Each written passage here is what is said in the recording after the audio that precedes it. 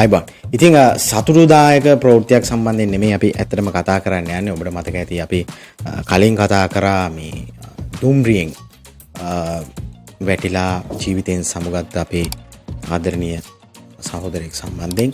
ඉතින් ඒක සම්බන්ධයෙන් ඔබත් සෑහෙන ඒකට ප්‍රතිචාර දැක්වුවා. ඇත්තට මේ අනතුරු නිසා නිරෝගී පුද්ගලයන් මිය යාම ඒක ඇත්තටම දුම්රිය ප්‍රවාහන පද්ධතියෙන් සිද්ධ වෙන දිනපතා සිදුවන රටට අහිමිවීමක්. මේකත් එහෙම තමයි. මාර්ග අනතුරු නිසා ඉතාම වටිනා ජීවිත, නිරෝගී ජීවිත, කිසිදු ප්‍රශ්නයක් නැති, ඒ කියන්නේ රටට වැඩදායී පුද්ගලයන් හිටි හැටියේම අහිමිවීම.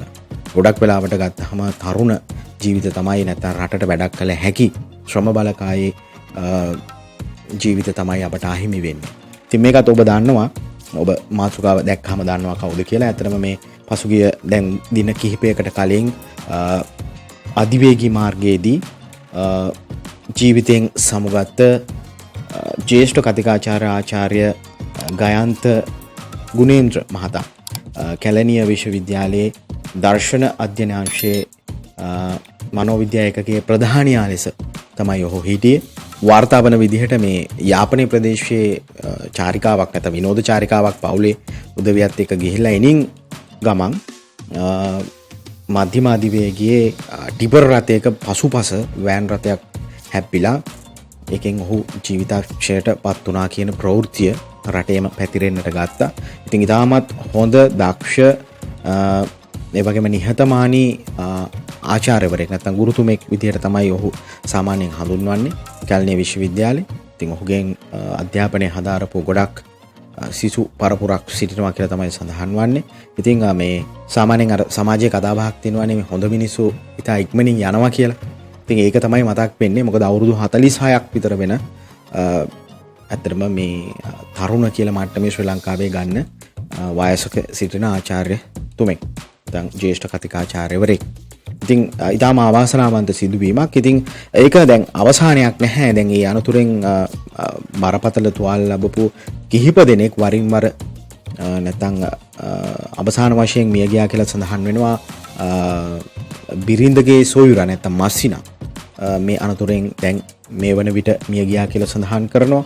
ඒ වගේම මේ සිරිකත පුවත්පතේ ලිපියක සඳහන් වෙනවා මියගිය ආචාර්යවරයාගේ බිරිඳ මේ වන විට ටිකක් අසාධ්‍ය තත්වෙන් පසු වෙනවා කියලා වාර්තා සඳහන් කරනවා කියලා. ඊටම අවාසනාවන්ත සිදුවීමක් ඒක. ඉතින් දරුවන් 3 දෙනෙක් සිටිනවා කියලා සඳහන් වන්නේ. නමුත් ඔවුන්ට හානියක් වෙලා නැහැ කියලා තමයි පේන්න තියෙන්නේ. ඔබ දකිනවා නම් ඇත්තටම මේ ඡායාරූප තියෙනවා මේ වෑන් රථයේ ඉදිරිපස කොටස තමයි ඇත්තටම අනතුරකට ලක් වෙලා තියෙන්නේ. පසුපස ඒ තරම් අවුලක් වෙලා නැහැ. ඉතින් එතකොට මේ දරුවන් ඉන්නට ඇත්තේ ස්ථානවල කියලා තමයි අපි හිතන්නේ. බිරිඳගේ මවත් දරුවන් තිදෙනාත් සුවය ලබා රෝහලින් පිට වෙලා තියෙනවා කියලා තමයි වාර්තා සඳහන් කරන්නේ. නමුත් 21 වෙනිදා රාත්‍රියේදී ආචාර්යවරයාගේ මස්සිනා නැත්නම් බිරිඳගේ සහෝදරයාට ජීවිතාක්ෂයට පත් වුණා කියලා තමයි මාධ්‍ය වාර්තා කරලා තියෙන්නේ. ඊටාම කනගාටුදායක සිදුවීමක්. ඊට පස්සේ අපි දැක්කා මේ අවමංගල්‍ය අවස්ථාවේදී නිවසේ ඥාතීන් පවසනවා මේ රියදුරා සම්බන්ධයෙන්. කුලී රත රියදුරෙක් කියලා තමයි සඳහන් වන්නේ. ඔහු ගිහිල්ලා නැහැ. ඔහුගේ වාහනේ ආචාර්යතුමා අපි දන්නවා සාමාන්‍යයෙන් ටිකක් දුර යනකොට තමාගේ වාහනවල යන්නේ නැතුව අර ඩ්‍රයිව් කරන්න තියෙන අමාරුවට සමහරක් වෙලාවට කුලී රතවල යන ඕනෑතරම් නැත්නම් වෙනත් රියදුරෙක් අරන් යන අවස්ථා ඕනතරම් තියෙනවා. ඉතින් මේ වගේ අවස්ථාවක් තමයි මෙතන තිබිලා තියෙන්නේ කියලා අපිට පේන්න තියෙන්නේ. ඥාතීන් කියන විදිහට ඕන් කියන්නේත් එහෙමයි. මහන්සි නිසා, චාරිකාවක් නිසා ඔහු ගියා නම් මේක වෙන්නේ නැහැ කියලා කියනවා. ඉතින් ඊටම අවාසනාවන්ත සිදුවීමක්. එතකොට රියදුරා දැන් වාර්තා වෙනවා විශේෂයෙන්ම මේ හිරු වගේ මාධ්‍ය ජාලවල ලිපිවල සඳහන් වෙලා තියෙනවා පැයට කිලෝමීටර් 160ක විතර වේගයෙන් මේ වෑන් රථය ධාවනය කරලා තියෙනවා කියලා මේ අවස්ථාවේදී. ඉතින් අපි දන්නවා මේ අධිවේගී මාර්ගයක 160කට යන්න බෑ. සීමාව ඇවිල්ලා 100. එතකොට ඔහු තව 60කුත් එහා පැත්තට ගිහිල්ලා තිනවා. එතකොට ඔබට පේනවා ඇති මෙච්චර වේගයෙන් ගියොත් එහෙම පිටිපස්සේ නෙමෙයි කොහේ හැප්පුණත් ඒක මං හිතන්නේ මාරාන්තික තුවාල නැත්නම් මාරාන්තික ජීවිතයට හානි වෙන්නේ නැතුව බේර ගන්නට පුළුවන් අවස්ථාවක් වෙයි කියලා. ඉතින් කොහමද ඊටම අවාසනාවන්ත විදිහට රියදුරාගේ වැරද්ද කියන එක තමයි දැන් ඉතින් අපිට පේන්න තියෙන්නේ බැලුව බැලම. මොකද 160ක වේගයෙන් යනවා නම් 100යි නම් වේග සීමාව 160ක් කියන්නේ එතනම ඔහු නීති රීති උල්ලංඝනය කරලා කියන එක තමයි පේන්න තියෙන්නේ. ඉතින් තවත් මේ ශ්‍රී ලංකාවේ රියදුරන් සම්බන්ධෙනුත් දැන් අපිට ප්‍රශ්න තියෙනවා. දැන් 22 වෙනිදා සවස් වන විට මම වාර්තා කරා ඔබ දකින්නට ඇති ළංගම බස් රථ දෙකක් එකිනෙක මූණට මූණ හැප්පිලා. ඒකට මේකේ වේගය බලපාන්නට ඇති අනිවාර්යයෙන්ම. එතකොට දැන් ඒක ළංගම බස් රථ දෙකක් දැන් ප්‍රයිවට් බස් රථ දෙකක් එහෙම හැප්පුණා නම් අපි දන්නවා සමාජයේ ඇතිවෙන කතාබහ දැටි විදිහට දෝෂ දර්ශනයට ලක් වෙනවා පුද්ගලික බස් රථ රියදුරන්. ඉතින් එහෙම පුද්ගලිකද රජයේ රියදුරන්ද කියලා නෑ. උඩ පේනවා ඇති මේ ප්‍රවාහන මාධ්‍ය ප්‍රවාහන බස් රථ නැත්තම් ප්‍රවාහන හැම එකම ගත්තාම දැන් ශ්‍රී ලංකාවේ ඊටම භයානක කියන්නේ මිනිසුන්ගේ ජීවිත සම්බන්ධයෙන් ඇත්තටම මේ වගේ පොදු ප්‍රවාහනය භාවිතා කරනකොට මිනිස්සු දෙතුන් පාරක් හිතන්නට වෙනවා මේ ගමන ගිහිල්ලා අවසන් කරන්නට පුළුවන් වේද කියලා. ඒ තරම් මට්ටමට දැන් අවිනිශ්චිත ස්වභාවයක් ඇති වෙලා තියෙනවා කියන එක තමයි පේන්න තියෙන්නේ හැම අතින්ම. රියදුරන්ගේ විනය, එතකොට පාරේ අනිකුත් රියදුරන්ගේ විනය, එතකොට මගීන්ගේ විනය හැම එකම බලපානවා, එකක් විතරක් නෙමෙයි. එතකොට පාරවල් වල තියෙන තදබදය, වාහන ප්‍රමාණයයි පාරවල් වල ප්‍රමාණයයි ප්‍රමාණවත්ද ඔය වගේ ප්‍රශ්න ගොඩක් සමාජ ප්‍රශ්න සහ රටේ තියෙන යටිතල පහසුකම් වල ප්‍රශ්න ගොඩාක් දේවල් මෙතනින් ඉස්මතු වෙලා තියෙනවා. ඒක කියන්නට ඕනේ එක පැත්තක් නෙමෙයි.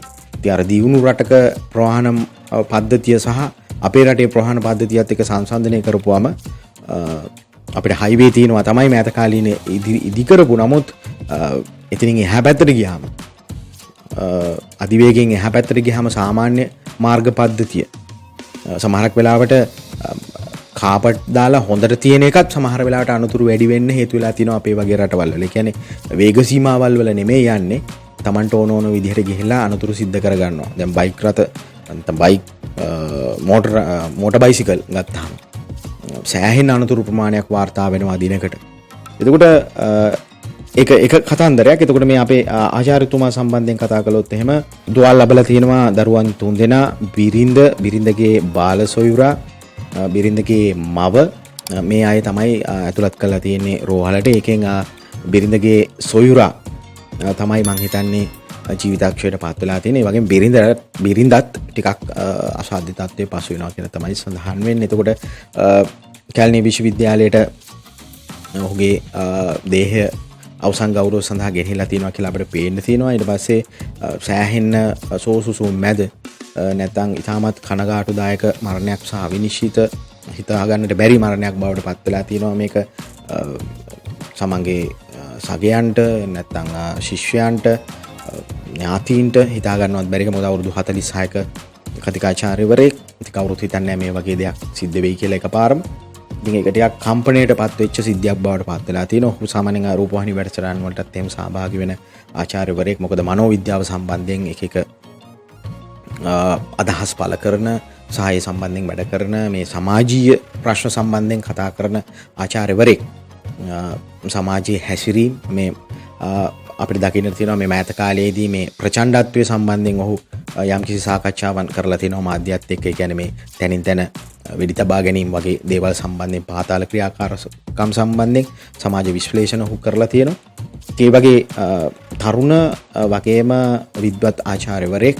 ඉතින් අවාසනාවකට නොහික්මුණු රියදුරෙක්ගේ නැත්තම් විනය ගරුක නැති අපිට තියෙන ලොකුම ප්‍රශ්නේ තමයි අපේ රටේ විනයක් නොමැතිවීම. අපිට ආය කතා කරන්න වන්නේ මේ වගේ දේවල්. ඉතින් විනය නොමැතිවීමෙන් විනය නැති රියදුරෙක් නිසා වටිනා ජීවිත දෙකක් මේ වන විට අහිමි වෙලා තියෙනවා කියන එක. ඒකේ වටිනාකම නිම කරන්න බෑ. විශේෂයෙන් මේ ආචාර්යතුමාගේ වටිනාකම ඔබට පේනවා ඇති. ඒක මොදලින් අපිට තක්සේරු කරන්න බෑ. ඉතින් මේ වගේ වටිනා ජීවිත තමයි මේ අනතුරු වලින් කිසිම ඉහෙම් බහින රෝගයක් නැතුව ඉඳපු පුද්ගලයෝ එකවරම එක රැයෙන් රටට අහිමි වෙනවා. රටට තමන්ගේ හිතවතුන්ට පවුලට. ඒක දරා ගන්නට පුළුවන් පාඩුවක් නෙමෙයි. අනාගතේ ගත්තාම ඒක දරා ගන්න පුළුවන් එකක් නෙමෙයි. ඉතින් මේ වගේ ඊටාම බරපතල තත්වයක තමයි මේ වන විට තිබෙන්නේ ශ්‍රී ලංකාවේ මේ අනතුරු සම්බන්ධයෙන්. ඒතකොට අනතුරු සම්බන්ධයෙන් මේ පසුගිය වාර්තාවක් මට අන්තර්ජාලයේ හම්බුණා ශ්‍රී ලංකාවේ 2019 20 21 22 අනතුරු සම්බන්ධයෙන්. මාර්ග අනතුරු නිසා මියගිය පුද්ගලයන්ගේ සංඛ්‍යාව 2022 සඳහන් වන 2515ක්. 2021 2513ක් ළඟ 20 2823ක් ඒ 2000 ගණන් 2019 3097ක්. එතකොට ඔබට පේනවා ඇති සාමාන්‍යයෙන් 2500ක් 3000ක් වගේ අතර අවුරුද්දකට මේ අනතුරු නිසා මිය යනවා. එතකොට දවසකට සාමාන්‍යයෙන් 10 දෙනෙකුට කිට්ටුව නැත්නම් 8 දෙනෙක් 10 දෙනෙක් වගේ දිනකට නිරෝගී පුද්ගලයෝ රටට වටිනා විශේෂයෙන්ම මේවා ගොඩක්ම තරුණ පුද්ගලයෝ තමයි අහිමි වන්නේ. කාන්තා පිරිමි දෙපාර්ශ්වය වෙන්න පුළුවන්. නමුත් තරුණ ජීවිත තමයි මේ අහිමි වෙන්නේ. දවසකට 10 දෙනෙක් කියලා කියන්නේ කිසිදු ඉහෙන් බහින රෝගයක් නැති ඉතාමත් හොඳ රටට සේවය කරන්නට පුළුවන් ජීවිත 10ක් දවසකට අහිමි වෙනවා කියන්නේ නිකන් නිකරුනේ. අර යුද්ධ කාලේදීවත් නැති විදිහට ඒක තාම බරපතල කාරණයක්. ඉතින් මේ සම්බන්ධයෙන් දැන් කතා බහක් තියෙනවා රටේ මෙහෙම වෙනවා. අපි සාමාන්‍ය අවුරුද්දකට සැරයක් report එකක් දාපුවම කියනවා මෙහෙම වෙනවා මේක අපරාධයක් එහෙම කියලා. හැබැයි මේකට මොකුත් රටක් විදිහට වගකිය යුත්තෝ මේකට මොකක්වත් ඇත්තටම දීර්ඝකාලීන සැලැස්මක් මේක කෙටි කාලීනව නතර කරන්න පුළුවන් එකක් කියලා අපි හිතන්නේ නැහැ. දීර්ඝකාලීන මොකක් හරි සැලැස්මක් මේකට අධ්‍යයනය කරලා මේ ජීවිත ටික බේරා ගන්න මොකක් හරි කරනවා අපිට පේන්නේත් නැහැ. ඒක බරපතල කාරණයක්. මේකට කවද්ද දැන් අවධානය යොමු කරන්නේ කියන එකත් බලන්නට වෙනවා. අනිත් කාරණේ තමයි මාරාන්තික අනතුරු. ඒත් වර්ෂයකට 2500ක් විතර වෙනවා. දිගටම බලපුවම සාමාන්‍යයක් විදිහට ගත්තාම 2500ක් විතර 2022 2395ක් සිද්ධ වෙලා තියෙනවා. 2019 2640 2500ක් වගේ සාමාන්‍යයක් සිද්ධ වෙනවා. එතකොට ඒ වගේම මාරාන්තික සහ බරපතල ගණයේ අනතුරු ගත්තාම 6000ක් 7000ක් විතර සිද්ධ වෙනවා සාමාන්‍යයක් ගත්තාම අවුරුද්දකට. ඒ කියන්නේ දවසකට බරපතල ගණයේ අනතුරු 20ක් විතර සිද්ධ වෙනවා කියලා තමයි අපිට පේන්න තියෙන්නේ. ඉතින් ඒක ලොකු ගාණක්. බරපතල ගණයේ අනතුරු 20ක් සිද්ධ වෙලා දවසකට 8ක් 10ක් මිය ගිහිල්ලා මාරාන්තික අනතුරු 10ක් විතර සිද්ධ වෙලා මේ වගේ දේවල් සිද්ධ වෙනවා කියන්නේ ඒක ඇත්තටම මේ රටකට දරා ගන්නට පුළුවන් මට්ටමේ තත්වයක් නොවේ කියන එක තමයි අපිට ඇත්තටම පේනෙන්නට තිබෙන්නේ. ඒකිනුත් මේ මෝටර් සයිකල් යතුරුපැදි අනතුරු වලින් මිය යන ප්‍රමාණය තමයි ඉතාමත් වැඩි ප්‍රමාණයක් බවට පත්වන්නේ. 2020 දී 820ක්ම මිය ගිහිලා තියෙන්නේ යතුරුපැදි වලින්. ඒ වගේම මගියෝ කියන්නේ මාර්ග භාවිතා කරන මගියෝ 792ක් මිය ගිහිලා තියෙනවා මේ මාර්ග අනතුරු නිසා. ඔබට වෙන ඇති මේ පාරේ යන මිනිස්සුත් මෝටර් සයිකල් අනතුරුත් තමයි වැඩිපුරම. ඒ දෙකොල්ල එකතු කරලා ගත්තාම 1500ක් විතර අවුරුද්දකට මිය යනවා නිරෝගී පුද්ගලයෝ. ඉතින් ඒක ඒ තරම් දරා ගන්න පුළුවන් දෙයක් කියන එක පේන්නේ. ඒකට ඩ්‍රයිවර්ස්ලා නැත්නම් රියදුරන් මැරලා තියෙන්නේ 189ක්. ඉතින් රියදුරෝ නිසා තමයි මේ ඉතිරි ටික මිය යන්නේ ගොඩක් වෙලාවට. නමුත් ඔවුන් මිය ගිහිලා තියෙන 189යි. එතකොට මගීන් 314ක් මම නිකන් මේ කියාගෙන යන්නේ ඒ වගේ ප්‍රමාණයක් මිය ගිහිලා තියෙනවා වෙන් කරලා ගත්තාම. නමුත් මේකේ කැපිපෙන්න අය තමයි පදිකයෝ කියලා කියන්නේ. පදිකයෝත් මෝටර් සයිකල් භාවිතා කරන අය තමයි වැඩිම මිය ගිහිලා තියෙන්නේ. එතකොට ඔබට වෙනද මෝටර් සයිකල් භාවිතා කරන අය සාමාන්‍යයෙන් මේක ඇවරේජ් එක විදිහට ගත්තොත් එහෙම දවසකට දෙන්නෙක් විතර මිය යනවා. දෙන්නෙකුටත් වැඩි 3 දෙනෙකුට කිට්ටුව 2ක් 3ක් අතර විතර මෝටර් සයිකල් අනතුරු වලින් දවසකට මිය යනවා. එතකොට ඔබට පේනවා ඇති කොච්චර අනාරක්ෂිතයිද කියලා. මෝටර් බයිසිකල් භාවිතා කිරීම ශ්‍රී ලංකාවේ දවසකට 3 දෙනෙක් විතර මිය යනවා කොහේ හරි ඇවරේජ් එකක් ගත්තාම. ඒක ලොකු ගාණක්. අනිවාර්යයෙන්ම තරුණ පුද්ගලයෝ තමයි මෙතන වැඩි හරියක් ඉන්නේ. එතකොට ඉතින් මෙහෙම ගිහිල්ලා රටකට මේ වගේ ඉදිරියට යන්න පුළුවන්ද වටිනා කියන ජීවිත හිමි කරගෙන කියන එක තමයි අපි හමුවේ තියෙන ලොකුම ප්‍රශ්නය. ඉතින් රියදුරන්ගේ විනය සම්බන්ධයෙන් අනිවාර්යයෙන්ම ප්‍රශ්නයක් තියෙනවා. ඒ නිසා තමයි මේ හැම එකක්ම ඇති වෙලා තියෙන්නේ. නමුත් ඊට අමතරව ගත්තාම මාර්ග පද්ධතිවල ප්‍රශ්න තියෙනවා. එතකොට නඩත්තු වල ප්‍රශ්න තියෙනවා. සහ වගකීම් යුත්තන් ඒවා හරියට කරලා නැත්නම් ඒ වගේ ප්‍රශ්න තියෙනවා. ඉතින් හැම පැත්තෙම ගත්තාම ගොඩක් යටිතල පහසුකම් වලත් ඒවයි නඩත්තුව සම්බන්ධිනුත් මාර්ග තදබද මේ වගේ ගොඩක් දේවල් ඒවත් එක්කත් ප්‍රශ්න මේ ජීවිත හිමිවීම් වලට බලපාලා තියෙනවා නැතුව නෙමෙයි. නමුත් ඉතින් විනයගරුක රියදුරන් සිටිනවා නම් තමාගේ ජීවිතයත් අනුන්ගේ ජීවිතයත් රැක ගැනීම ඇත්තට මේ වේගය තමයි හැම වෙලාවෙම බලපාන්නේ ගොඩක් වෙලාවට. ඉතින් තමන් හිමීට ගියාට වැඩක් නැහැ. ප්‍රතිවිරුද්ධ එක්කෙනා හයියෙන් ඇවිල්ලා අපිව හැප්පුවොත් හිමින් ගියා කියලා වැඩක් වෙන්නේ නැහැ. ඉතින් මේ වේගය පාලනය කරගන්නට පුළුවන් නම් හැම වෙලාවෙම රියදුරන්ට මේ ගොඩක් ජීවිත රැක ගන්නට හැකියාව තියෙයි. දැන් මෙතන ආචාර්යතුමාත් 160ක වේගයෙන් ගිය රියදුරෙක් නිසා තමයි අවසානයේදී ජීවිතය හිමි වෙලා තියෙන්නේ. රියදුරට ජීවිතය හිමි වෙලා නැහැ. මොකද අනිත් පැත්තනේ වැදිලා තියෙන්නේ. ඉතින් අවසානයේ වටිනා කියන ජීවිතයක් අහිමි වෙලා තියෙනවා. ඉතින් ඔන්න ඔය වගේ තත්ත්වයක් තමයි තියෙන්නේ. ඊටම කනගාටුදායකයි. ඉතින් මේවා ඇත්තටම කතා බහකට ලක්විය යුතුයි. මේ ඔබත් මමත් මේ හැමෝම අපි හැමෝම අපේ හිතවතුනුත් මේ හැමෝම මේ අනතුරේ සිටිනවා. දැන් අපි දන්නවා සාමාන්‍යයෙන් යුද්ධයක් පැවති රටක්. එතකොට අපි දන්නවා යුද්ධයක් තියෙනකොට අපිට ඔබ හිටියා නම් ඒ කාලේ ඔබට මතක ඇති 2009ට කලින් අපි කොයි වෙලාවේ මොන වගේ අනතුරකට අපිට මුහුණ දෙන්න වෙයිද දන්නේ නැහැ කියලා අපි හිතා හිටියා. එතකොට අපි ඒක ඒ අවදානම සම්බන්ධයෙන් අපේ ඔළුවේ තිබ්බා සහ අපි බලාපොරොත්තුෙන් සිටියා. විශේෂයෙන්ම මේ කොළඹ සහ නගර ආශ්‍රිතව ඉන්නකොට සහ ඒ ආශ්‍රිත ප්‍රදේශවලට යනකොට අපි බලාපොරොත්තුෙන් හිටියා. නමුත් දැන් ඒ බය නැති වුණාට දැන් අපිට මේ මාර්ගයට බැහැලා යනකොටත් ඒ වගේ දෙයක් බලාපොරොත්තුෙන් සහ බයෙන් ඉන්නට සිද්ධ වෙනවා මේ තියෙන තත්ත්වයක් එක්ක මේ සාමාන්‍යයත් එක්ක මේ වගේ ජීවිත අහිමි වෙනවා නම්. ඉතින් ඔබලත් කියන්න තියෙන්නේ කරන්න දෙයක් නැහැ. අර දේශීය හැටියට වාසි කියලා තියෙනවානේ. ඉතින් පාරේ තොට යනකොට ඔබ රියදුරෙක් හරිනම් නැත්නම් මගියෙක් මේ පදිකෙක් හරිනම් විශේෂයෙන්ම පදිකයෝ සහ මෝටර් බයිසිකල් භාවිතා කරන අයට තමයි මේ අනතුරු වැඩියෙන්ම තියෙන්නේ. එතකොට ඔබ මේවා භාවිතා කරන අය නම් සහ සාමාන්‍ය වෙනත් වාහන භාවිතා කරනවා නම් හරි පයින් යනවා නම් හරි වෙන වාහනයක යනවා නම් හරි ටිකක් අවධානයෙන් සිටින්න සහ මොකක් මේ කියන්නේ සිහිය නැතුව ඉන්නවට වඩා සිහියෙන් පාරේ තොටේ යනවා නම් අනිත් මිනිහා මොනා කරත් Tamanට බේරෙන්න අවස්ථාවක් උදා වෙන්නට පුළුවන්. ඉතින් අනුන්ගේ වාහනයක නැගලා යනකොට ඒ රියදුරා යන වේගය වැඩි නම් ඔබට පුළුවන් විරුද්ධ වෙන්න. දැන් මේ ආචාර්යවරයා ඒ වෙලාවේ වේගය වැඩි කියලා විරුද්ධ වෙලා තිබ්බනම් සමහරක් විට අපි දන්නේ නැහැ එතන වෙච්ච සිද්ධිය සමහර විට නිින්ද ගිහලා හිටියද කියලා අපි දන්නෙත් නැහැ. නමුත් විරුද්ධ වෙලා තිබෙනවා මොකද තමන් සල්ලි ගෙවලා යන ගමනක්. එතකොට ඔහුට අනිවාර්යෙන් අයිතියක් තියෙනවා. ඉතින් ඒ වගේ වෙනත් අයගේ වාහනයක ගියත් බස් රථයක ගියත් වේගය වැඩි යනවා නම් ඔබට අයිතියක් තියෙනවා ඔබේ ජීවිතය ආරක්ෂා කරගන්න. ඒකට මැදිහත් වෙන්න. අන්තිමට රියදුරාට මොකුත් වෙන්නේ නැහැ. අනිත් මිනිස්සුන්ට තමයි ප්‍රශ්නේ වෙන්නේ. ඉතින් ඒ වගේ දේවල් ටිකක් තියෙනවා.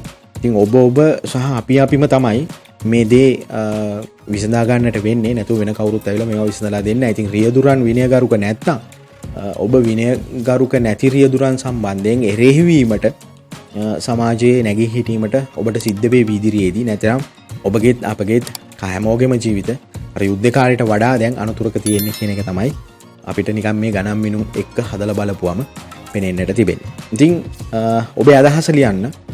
ඔබටත් ඇති අදහසක් මේ සම්බන්ධයෙන්.